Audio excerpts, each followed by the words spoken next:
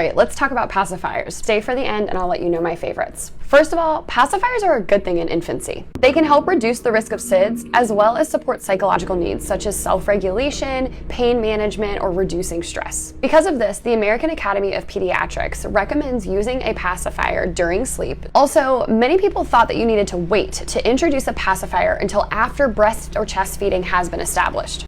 I also used to think this. However, a recent Cochrane review found that pacifier use did not influence duration or prevalence of breastfeeding. We also have research showing that nipple confusion isn't a thing, further supporting the narrative that pacifiers are not going to influence the breast or chest feeding relationship. Now let's talk discontinuing pacifier use. Cessation of pacifier use is recommended by the American Academy of Pediatrics and the American Academy of Pediatric Dentistry by 18 months old. Now there's a little nuance that comes into play here, but let's talk about some of the main findings in research. First of all, discontinuing pacifier use too early, like under 4 months old, can lead to digit or finger sucking, which is so much harder to eliminate. So you may consider waiting until 12 to 14 months old to reduce that risk. Extending pacifier use too long, specifically over 3 years old, can lead to oral facial changes such as open bite or malocclusions. The good news is that stopping sucking habits is sufficient enough to improve bite patterns in children. Additionally, the research shows that oral facial changes from pacifier use is more due to duration of use than frequency. When discontinuing pacifier use, positive reinforcements are preferred over negative, as this can inadvertently lead to power struggles or extended pacifier use. A couple of things to be aware of from a safety standpoint. Pacifiers with less pieces have less risk of coming apart and becoming a choking hazard. Regular checks on pacifiers should be completed to see if there's any rips or tears, which again could increase the risk of choking. Routine sterilization should be used on pacifiers to reduce the risk of oral yeast infection. So, what's my favorite pacifier? Truthfully, it's the one that your infant prefers. While I like single-piece pacifiers,